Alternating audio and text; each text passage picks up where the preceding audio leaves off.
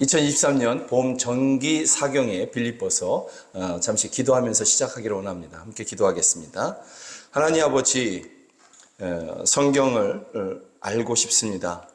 또 성경을 바르게 이해하고 그 가운데서 하나님의 뜻을 바르게 찾고 싶습니다. 그래서 사경회를 합니다. 주여, 이 사경회 가운데 인도자와 듣는 저희들 모두에게 하나님의 성령께서 함께하여 주셔서 교통하게 하시고 깨닫게 하여 주시며 하나님의 은혜 안에서 성경을 더 친밀하게 대할 수 있도록 도와주시옵소서. 감사드립니다. 예수 그리스도의 이름으로 기도드립니다. 아멘. 빌립보서를 이렇게 함께 보면서 첫 번째 우리가 제1강 빌립보서 개론 그랬는데요.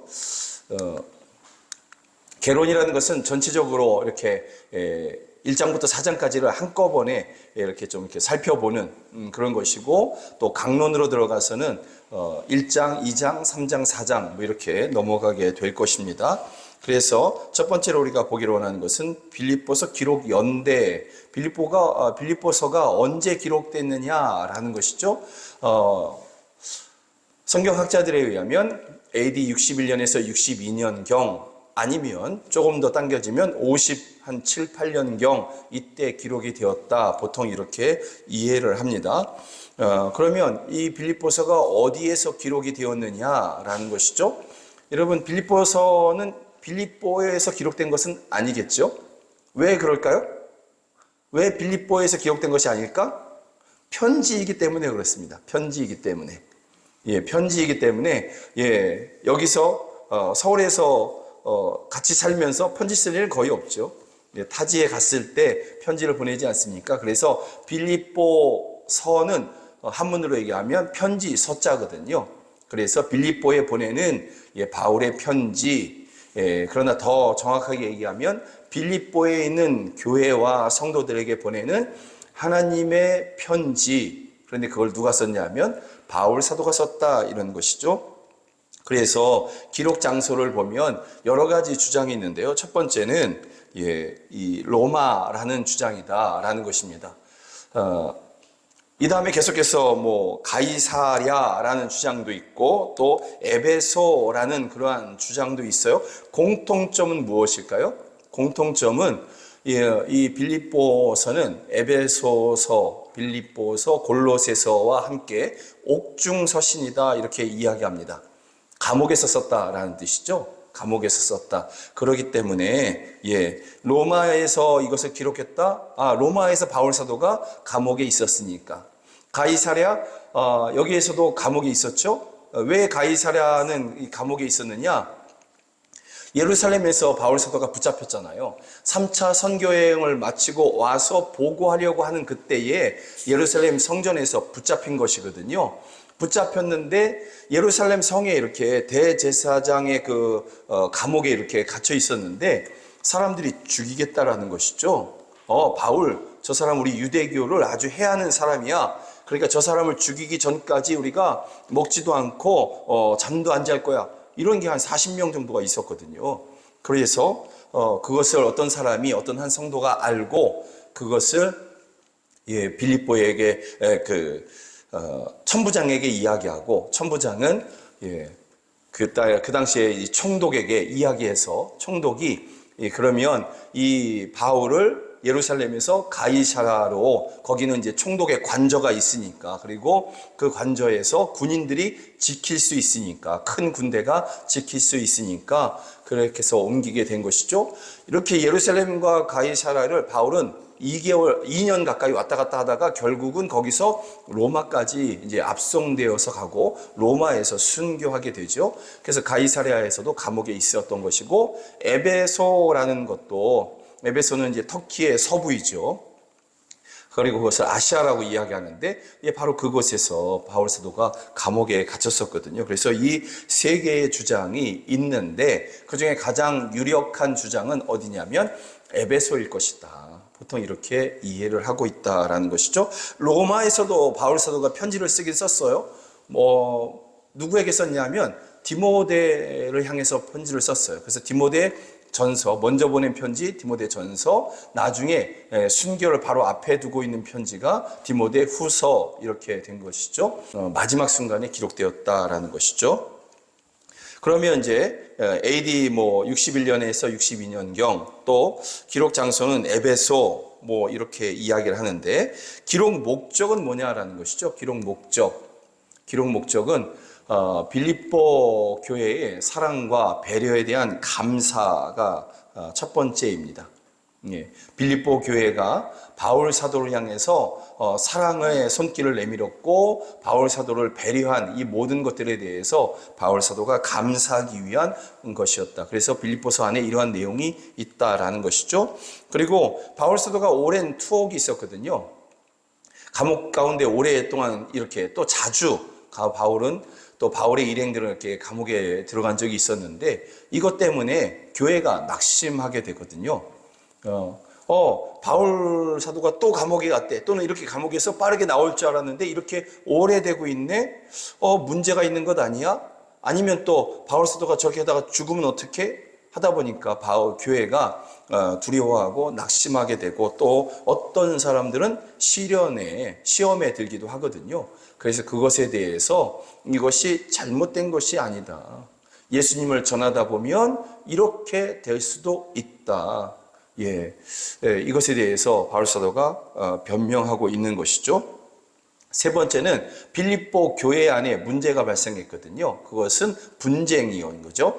성도들이 서로 이렇게 나누어져서 서로 비난하는 그러한 일들이 있었다라는 것이죠. 그것을 해결하고 교회가 하나 되기를 원하는 목적에 의해서 이 빌립보서를 썼다라는 것입니다. 또 하나는 밖에서 들어온 잘못된 교리, 유대교적인 그러한 교리, 유대교적인 교리와 신비주의적인 교리, 이런 것들이 좀 이렇게 밖에서 이단같이 이렇게 들어온 것이 있었거든요. 그래서 그것들에 대해서 경계하라고 알려주기 위해서 이 성경을 기록한 것이죠. 그리고 마지막으로 계속되는 핍박에 대한 위로. 이것은 누가 핍박을 받는 거냐면 빌립보 교회와 성도들이 핍박의 현장 가운데 있었습니다. 그 핍박이 예수님을 믿는 그 순간부터 지속적으로 감해지는 것이 아니라 계속해서 빌립보 교회와 성도들을 핍박하고 있었거든요, 세상이. 그래서 이것에 대한 위로를 전하기 위해서 이 빌립보서를 기록했다라는 것입니다. 빌립보라는 도시는 그러면 어떤 도시냐라는 거죠. 빌립보라는 도시는 어디에 있는 도시냐? 성경에 의하면 이제 사도행전에서 이 빌립보라는 도시에 대해서 설명이 잘 나오는데, 사도행전 16장입니다. 거기에 가보면 마케도니아의 큰 성이다, 로마의 식민지다, 이렇게 사도행전 16장 12절에 보면 말씀하고 있습니다. 특별히 로마의 식민지라, 당연하죠. 그 당시에 대부분이다. 유대 땅까지도 다 로마의 식민지였으니까 로마와 유대 땅 그 사이에 있는 이 빌립보는 당연히 로마의 식민지가 맞겠죠. 그런데 굳이 이렇게 적어놨어요. 로마의 식민지다. 무슨 뜻이냐면 로마 제국이 굉장히 중요하게 보는 그러한 도시고, 굉장히 큰 성읍이고, 전략적인 요충지고, 무역의 중심지였다. 이것을 이야기하기 위한 것이죠. 그래서 마케도니아 지방의 첫 성이요, 가장 큰 성이고, 로마 제국이 아주 중요하게 보는 그러한 도시였다라는 것이죠. 그리고 복음이 유럽으로 넘어가는 시작점인 것입니다. 복음은 어디서 시작됐습니까? 예수님이 유대 땅에 오셨잖아요. 베들레헴. 바로 거기서부터 복음이 시작됐거든요. 그런데 복음은 여러분 정체되어 있지 않습니다. 복음은 결코 멈춰 있지 않습니다. 살아있는 존재는 움직이죠. 죽은 존재는 움직이지 않습니다. 살아있는 복음도 역시 움직이는 것이죠. 계속해서 복음은 전진해 간다. 그래서 그것을 복음의 움직임을 복음의 전진이다 이렇게 표현하는데, 복음이 유대 땅에서 유럽으로 넘어가는 그 시작점이 바로 빌립보라는 도시다라는 것이죠. 그래서 지도로 보면 빨간색이 빌립보입니다. 빨간색으로 표시되어 있는 빌립보. 그리고 이 지역이 마게도냐라는 지역이고, 여기는 이제 터키죠. 터키. 지금의 튀르키예, 여기서 이 에베소에서 감옥에 있을 때 여기로 편지를 보냈다, 뭐 이러한 주장들이 있는 것입니다. 그리고 여기서 이렇게 넘어가서 또는 배 타고 넘어가서 빌립보에 이르러서 그렇게 복음이 계속해서 쭉 육지를 타고 넘어가면 로마로 갑니다. 여러분, 왜 로마로 복음이 가는 것이 중요하고 왜 바울 사도는 또 왜 이렇게 로마로 가려고 했을까요? 유명한 말이 있습니다. 유명한 말. 모든 길은 로마로 통한다. 예. 이 로마 제국이 또 다른 나라를 점령하고 식민지를 삼은 다음에 제일 먼저 한 게 도로 건설이거든요. 군대를 움직이고 또 무역을 하기 위해서 이런 것들을 했거든요. 그래서 바울 사도가 로마로 가서 그곳에서 닦아놓은 그 길로 복음을 전파하고 싶다라는 그러한 마음인 것이죠. 이 시작점이 어디냐? 빌립보라는 도시다라는 것입니다. 그리고 이 빌립보라는 도시의 특징이 또 한 가지가 있는데 뭐냐면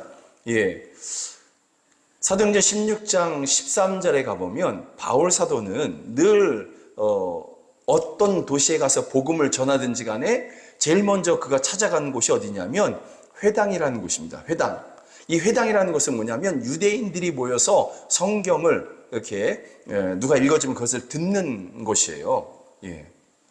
회당장이나 아니면 거기에 있는 랍비들이 그 성경을 읽어주면 모세 오경이라든가 아니면 이사야서 이런 것들을 읽어주면 그것을 듣는, 안식일마다 듣는 그것이 이 회당의 목적인 거죠. 그래서 유대교의 신앙과 유대교의 전통을 회당에서 지키고, 이스라엘은 무너졌으니까, 로마에 의해서 무너졌으니까 그들의 신앙과 그들의 어떤 정체성 이런 것들을 지키고자 하는 것이 회당이었거든요. 근데 바울 사도는 늘 그렇게 회당을 찾아다닌 것이죠. 그곳에 가면 유대인들이 늘 모여 있으니까.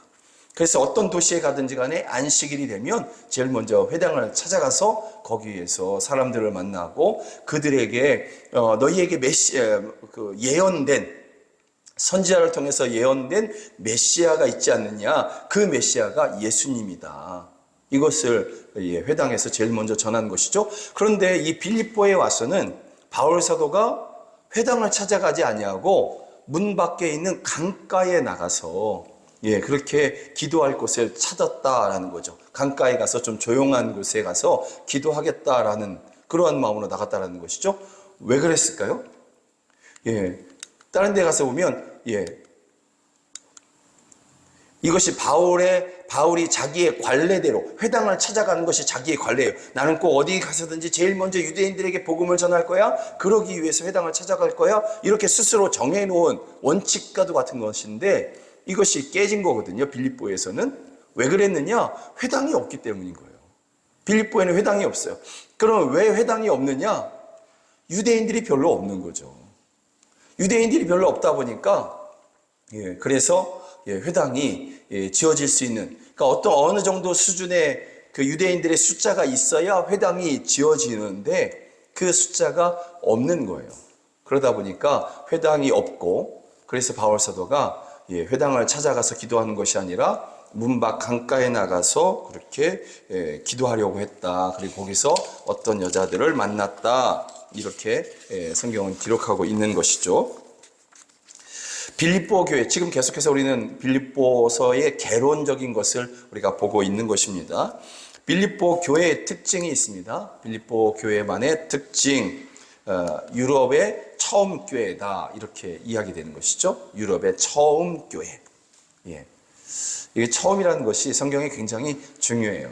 성경이 굉장히 중요하게 다루고 있다라는 것이죠.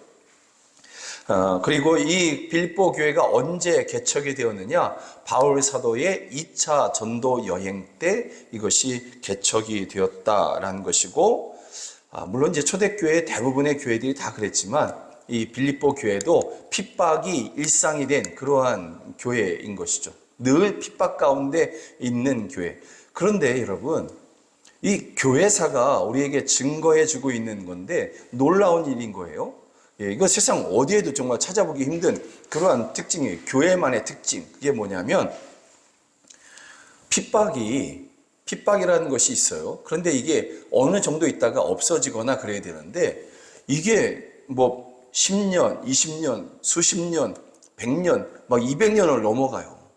그러면 교회가 지지멸렬돼서 없어져야 되잖아요. 그죠? 그 핍박 정도의 수준이, 아유, 너는 교회 다닐 필요 없어. 교회 뭐하러 다녀? 이 정도가 아니라, 조롱하고 비난하는 정도가 아니라, 잔멸하려고 하는, 죽여 없애려고 하는 그러한 모습들이거든요. 그 정도의 핍박이었던 거예요. 그러니까 죽음 아니면 배교 이 정도의 핍박인 것이죠. 그러면 교회가 다 사라져야 되는데 이 핍박의 기간 중에서 교회는 오히려 번창했다라는 것이죠. 정말 놀랍게도 정말 신기하게도 그런데 이것은 이 초대교회들뿐만이 아니라 조선 우리 한국의 초대교회도 마찬가지고요.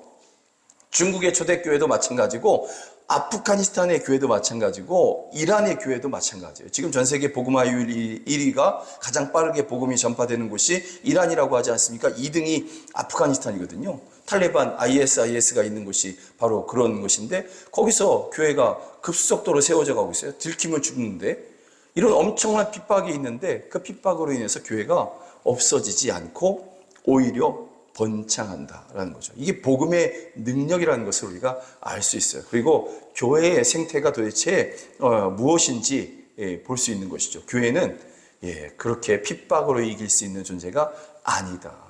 다시 말하면 교회의 머리 되신 예수님이 그토록 강하시다, 더 강하다, 이것을 우리가 알 수 있죠.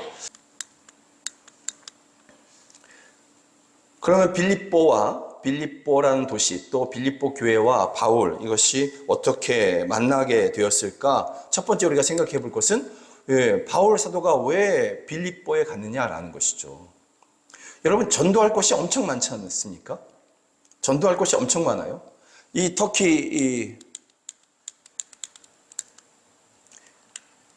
지역만 해도 이렇게 넓은 땅이 있고 이 반대 지역으로도 또 엄청나게 넓은 그러한 땅이 있고 도시가 있는 것이죠.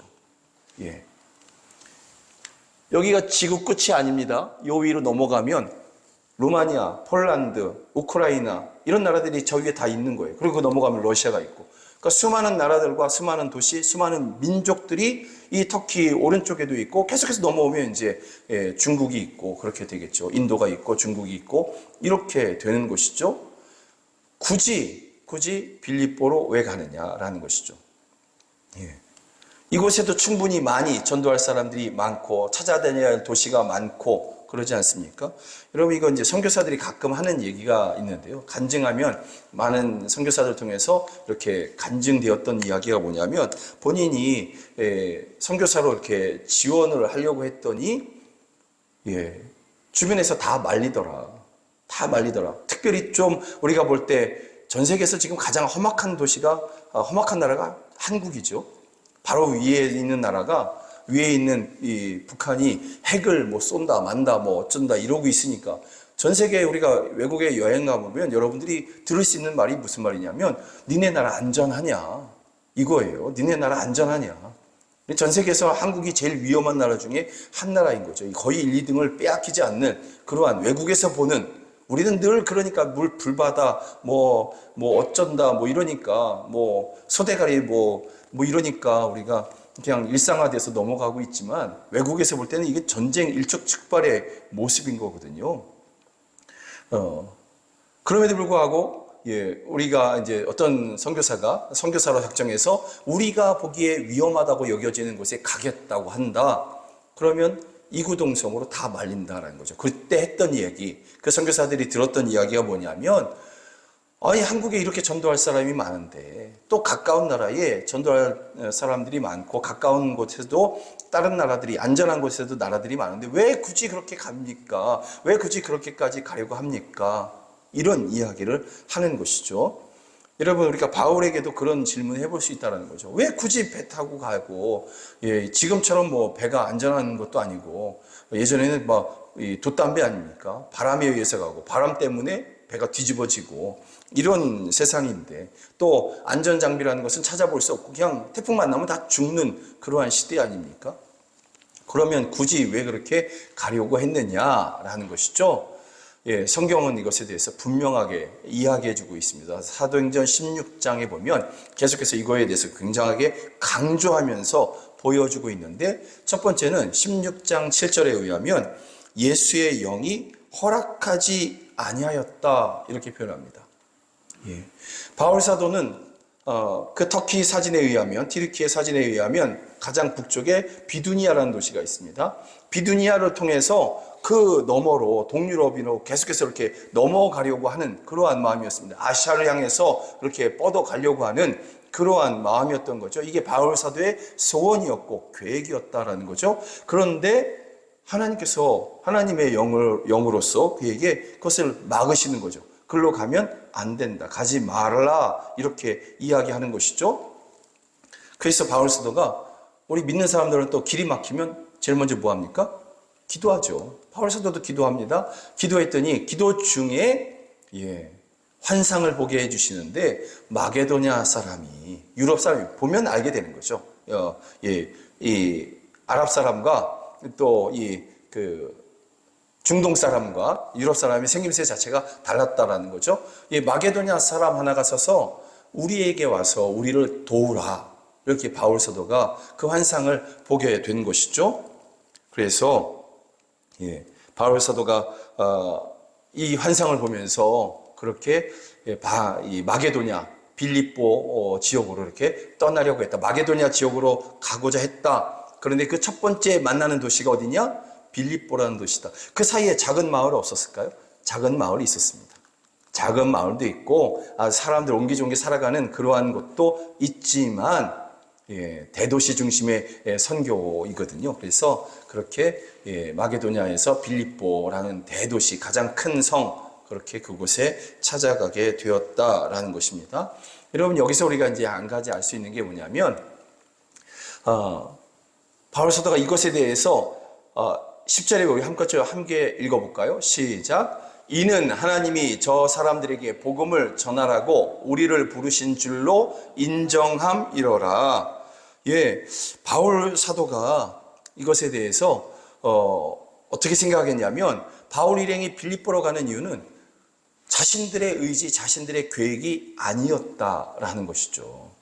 철저하게 하나님의 의지, 성령님의 의지였다라는 것이고, 바울 사도의 또 그들의 일행의 전적인 순종이었다라는 것이죠. 하나님의 의지, 거기에 맞춰진 바울의 순종, 그래서 복음의 역사들이 나타나게 된다는 것이죠. 여러분, 때때로 하나님의 의지와 나의 계획, 나의 소원, 이것이 일치되는 경우도 있습니다. 그러면 감사하죠. 그대로 가면 됩니다. 그런데 때때로 어떤 때에는 하나님의 계획과 나의 계획이 틀릴 수가 있고, 하나님의 의지와 나의 소원이, 나의 바라는 것이 다를 수가 있어요. 그럼 이것은 틀리냐 다르냐의 문제가 아니고요. 이것은 내가 내 것을 내려놓아야 할 문제인 거예요. 이것이 내가 정말 원하고 내가 유익하게 여겨진다 할지라도, 그리고 실제적으로 내게 어떤 큰 도움이 될 것 같다 할지라도 그것을 내려놓는 것이 필요하다. 왜냐하면 하나님의 계획, 하나님의 의지가 더 선하다. 비교할 수 없이 선하고 완전하시다라는 것이죠. 그리고 여기에서 나타나는 것이 순종, 여기에서 나타나는 것이 믿음인 것입니다. 한 사람의 믿음이 좋다, 한 사람의 믿음이 탁월하다, 어떻게 알 수 있느냐? 그의 순종을 보면서 알 수 있게 된다라는 것입니다. 여러분, 그리고 복음 전파는, 지금까지의 복음 전파는, 오늘날까지, 초대교회부터 시작해서 오늘날까지의 복음 전파는 이렇게 전해져서 우리에게까지 왔고, 우리를 통해서 그렇게 전해지게 될 것입니다. 복음 전파는요, 여러분, 복음의 방향, 이것은 하나님께서 사도들에게 묻지 않으셨어요. 너희 한번 의논해봐라. 복음이 서진하는 게 맞는지 동진하는 게 맞는지 너희가 한번 의논해서 결정하면 내가 그거 해줄게. 뭐 이러시지 않으셨어요. 그냥 전적으로 성령님의 의지였다라는 것이죠. 전적으로 예수님의 명령, 복음 전파 자체는 예수님의 명령, 그리고 방향 설정은 성령님의 의지였다라는 것이죠. 다만 여기서 이제 우리에게 중요한 것은 바울 사도가 이야기했던 것처럼 우리를 부르신 줄로 인정함이로라 그랬지 않습니까? 우리도 역시 마찬가지로 저와 여러분들도 우리를 부르신 줄로 인정하고 우리가 그 모든 것을 다 이해할 수 없고 깨달을 수 없지만 그럼에도 불구하고 때때로 내가 동의할 수 없다 할지라도 하나님께서 저와 여러분들을 부르신 줄로 인정하고 따를 것이냐 안 따를 것이냐 여러분 이것만 남은 것이죠.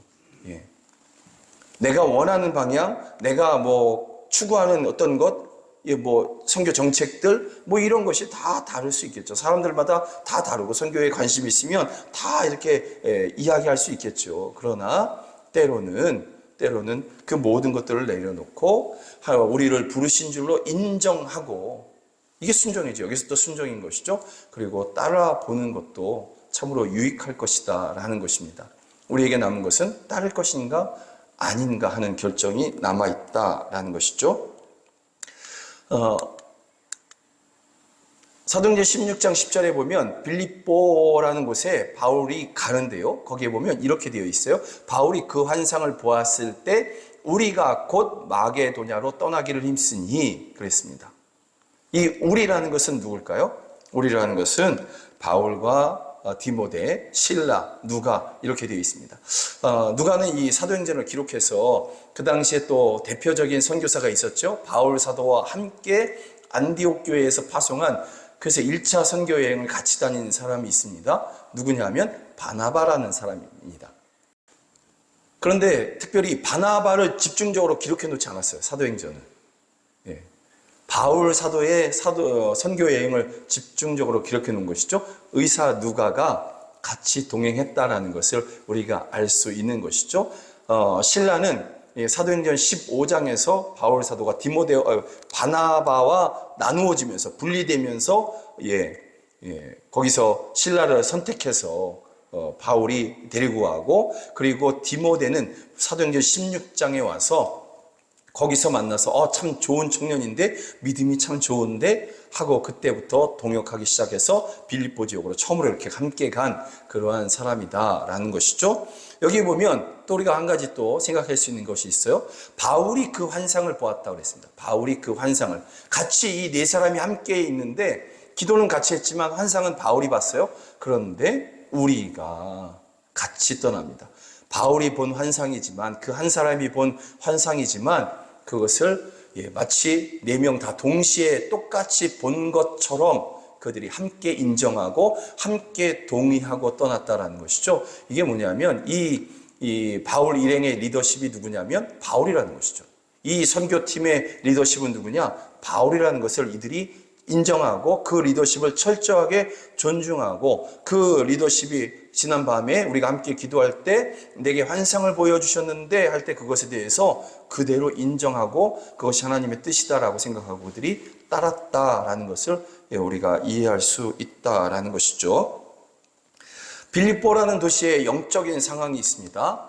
우리가 이제 단기 선교를 가면 선교사들이 그곳에서 연구하고 또 직접 몸으로 깨달은 그 지역의 특성들, 영적인 상황들 이런 것들을 이렇게 브리핑하듯이 이렇게 교육을 시켜주는데 빌립보에도 그런 영적 상황을 우리가 살펴봐야 된다는 것이죠. 빌립보의 영적인 상황은 무엇이 가장 성행했느냐? 점을 치는 게 성행했어요. 그래서 점의 운명을 맡기려는 그러한 도시, 그러한 문화, 그러한 사람들의 습성이다라는 것이죠. 어디랑 비슷합니까? 부산이랑 비슷하죠. 부산. 왜 그럴까요? 항구도시.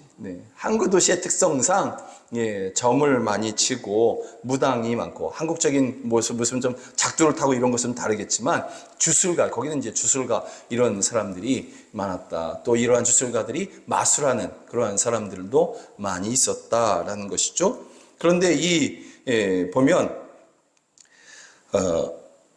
이 귀신 들려서 점치는 사람들로 인해서 그들을 소유한 한 인격체를 마치 물건처럼 소유한 사람들이 돈을 많이 벌었다라는 것. 그만큼 그 도시는 점치고 이런 것들이 굉장히 성행하는 그 어떤 도시에 비해서도 가장 크게 성행하는 그러한 도시였다라는 것을 알 수 있죠. 한 번은 이 귀신 들린 여종 하나가 바울에게 계속해서 뭐라고 이야기합니다. 아, 하나님의 사람이다. 막 그러면서 막 그렇게 쫓아다니면서. 여러분, 그거 사단이 하는 것이거든요. 귀신이 하는 거예요. 그러면 우리가 이런 것을 보면서 야, 귀신도 용하네. 바울이 하나님의 사람이라는 것을 야, 저렇게 인정하니까 귀신도 참 용하구나. 여러분, 우리가 그렇게 이해하면 안 되고요. 성경을 그렇게 해석해서도 안 돼요. 예. 여러분, 이렇게 여러분들이 복음을 전하려고 어떤 도시에 찾아갔는데, 이렇게 갔는데, 무당이, 칼춤을 추면서 여러분 뒤로 쫓아다니면서, 아이고, 하나님의 사람이 이 동시에 전도하러 왔네. 우리 땅에, 우리 마을에 전도하러 왔네. 아, 이래 보십시오. 전도가 되겠나? 방해하는 거죠. 그건 철저하게 방해하는 것이죠. 그래서, 바울 사도가 이 귀신 들린 여종에게서 귀신을 내어 쫓습니다. 아이가 더 이상 점을 못 치죠? 그것 때문에 돈을 벌었던 사람들이 그 다음에 가보면 바울 사도에게 그 일행들에게 누명을 씌워서 그렇게 감옥에 집어넣게 되는 것이죠. 빌립보에 가서도 감옥에 갔었어요. 짧은 시간이지만 이런 것을 보면 복음에 결코 협조적이지는 않은 그러한 도시였다.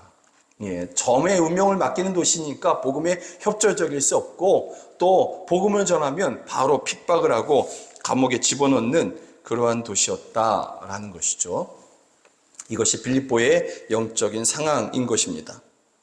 그런데 이 정도 보면, 이 정도 되면 야, 여기는 어렵겠어. 여기는 안 되겠어. 할 만하지 않습니까? 빨리 다른 도시로 가야 되겠다. 할 만한 그때에 하나님께서 사람들을 만나게 해주신다라는 거죠. 불가능해 보이는 도시에서 예비한 사람들을 만나게 하시는 것이죠. 그것이 루디아라는 그러한 한 여인이었다라는 것이죠. 자주색 그러한 물을 들인 천을 파는 그러한 무역하는 사람, 장사하는 사람인 것이죠. 그런 루디아라는 여인을 만나게 하시고 그 동행들을 만나게 해주시고 그 가족을 만나게 해주셔서 그들이 복음을 듣고 마음을 열도록 하나님께서 역사하셨다라는 것이죠.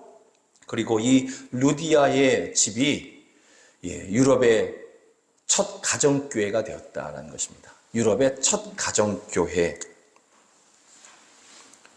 여러분 정말 놀랍지 않습니까? 바울 사도가 그 빌립보에 딱 도착을 했어요. 도착을 하고 나니까 그 마을을 한번, 그 도시를 한번 이렇게 둘러봐야 되잖아요. 1차적으로. 둘러보는데 이 도시에서 가장 유명한 게 점치는 거고 사람들은 거기에 매여 있고 그것에 인생을 그렇게 걸고 있어요. 거기에 그 점치는 대로 그냥 살려고 그냥 애쓰고 있는 거죠. 그 점이 우상이고 신인 것이죠. 거기에 완전히 종속되어 살고 있는 것이죠. 그리고 이런 곳에서 복음을 전하다 보면 낭패를 당하겠다. 이렇게 느낄 만한 그날 그 밤에 첫날 그 밤에 낙심할 만한 그때에 하나님께서 첫 사람들을 만나게 해주셨는데 그 만난 첫 번째 사람들이 첫 번째 가정교회가 되는 것이죠. 하나님의 섭리와 하나님의 인도하심이 얼마나 중요한지 우리는 알 수 있는 것입니다. 참으로 하나님께서 이토록 정확하게 아시고 모든 것을 아시고 사람들을 만나게 하시고 복음이 들어가게 하시고 가정교회를 세우신다라는 것이죠. 여러분의 삶에도 하나님께서 그렇게 인도하실 줄로 믿습니다. 빌립보서의 구조, 빌립보서 개론의 마지막 부분입니다. 빌립보서 구조는 어떻게 되어 있느냐, 어떻게 단락들이 나눠져 있느냐, 1장 1절부터 26절까지의 주 내용은 물론 그 사이에 인사도 있고 문안 인사도 있고 뭐 이러지만 1장 1절부터 26절까지는 바울의 갇힘, 지금 내가 감옥에 있는 것에 대해서 바울이 이야기하고 있고요. 그것에 대한 재판 과정들을 바울이 설명해 주는 내용입니다. 그리고 1장 27절부터 2장 18절은 그리스도와 교제하는 삶이 얼마나 기쁘고 얼마나 유익한 것인지에 대해서 이야기해 주고 있습니다. 그리고 2장 19절부터 30절은 디모데와 에바브로디도를 교회에 추천합니다. 무슨 이야기냐면 바울 사도가 지금 감옥에, 다른 도시의 감옥에, 그게 로마이든지 에베소이든지 간에 어쨌든 감옥에 있잖아요. 그래서 내가 너희에게 가고자 한다, 내가 너희에게 다시 가겠다 했는데 못 간 거거든요. 왜 못 갔을까요? 감옥에 있으니까. 그래서 대신에 이 사람들을 보낸다. 내가 신뢰하는 이 사람들을 너희에게 보낸다. 그게 디모데. 또 두 번째는 에바브로디도를 같이 보냈는데, 원래 에바브로디도는 누구냐면 빌립보의 이 가정교회의 목사님이셔요. 예. 그래서 빌립보의 가정교회들이 헌금한 그것을 이 바울 사도에게 보내줬거든요. 후원금을 보내줬는데 그게 넉넉하지 않아. 그것만으로도 부족했거든요. 그래서 에바브로디도가 빌립보로 안 돌아가. 내가 몸으로 저와 함께하면서 이 복음 사역에 돕겠다, 동참하겠다. 너무나 충성스러운 사람인 것이죠. 근데 빌립보 교회 쪽의 입장에서는 어떤 마음이 듭니까? 에바브로디도가 돈을 갖고 갔는데, 헌금을 갖고 갔는데 안 돌아와. 거기서 오해할 만하죠? 예, 오해할 만하고, 이거 에바브로디도가 문제가 생긴 거 아니야? 다른 말로 얘기하면 먹튀한 거 아니야? 뭐 이런 마음이 들기도 하고, 아니면 바울 사도를 우리보다 더 좋아하는 거 아니야? 뭐 이런 마음도 있겠죠. 잘 전달이 됐다 할지라도 일단 돌아와야 할 사람이 안 돌아오고 거기에서 머무르니까 우리보다 거기를 더 좋아하는 것 아니야? 예, 이렇게 마음이 상할 수도 있죠. 그래서 그런 것이 아니다. 그는 충성스러운, 정말 너희들이 영접해야 할 그러한 주의 종이다, 동역자다. 이것을 알리기 위해서 그렇게 이 추천서를 이 빌립보서 안에 기록해 놓은 것이죠. 그리고 3장 전체는 믿음으로 의롭게 됨과 은혜로 사는 삶에 대해서 이야기하고, 4장은 권고와 후원에 대한 감사, 그리고 마지막에 문안 인사, 뭐 이렇게 되어 있습니다. 누구누구에게 문안하라, 누구에게 문안하라, 뭐 이런 내용들이 바울 서신의 일반적인 모습처럼 그렇게 기록되어 있다라는 것이죠. 자, 이제 이것이 이제 빌립보서 전체 1장부터 4장 마지막까지의 전체적인 개론이었다라는 것입니다. 빌립보서 전체는 이런 구조와 이런 배경 가운데에서 또 이런 모습 가운데서 기록이 되었구나. 중요한 것은 바울 사도가 감옥에 갇혀 있다라는 것이고, 더 중요한 것은 그럼에도 불구하고 복음은 멈춰지지 않았다라는 것이죠. 바울 사도는 감옥에 갇혀 있는데 하나님의 성령이 그와 함께 하셔서 빌립보서를 기록하게 하시고, 그 빌립보서를 통해서 복음이 더 분명하게, 더 견고하게 빌립보 교회에게 전달되고, 빌립보 교회는 든든히 서가게 된다라는 것이죠. 복음은 멈춰 있지 않다라는 것입니다.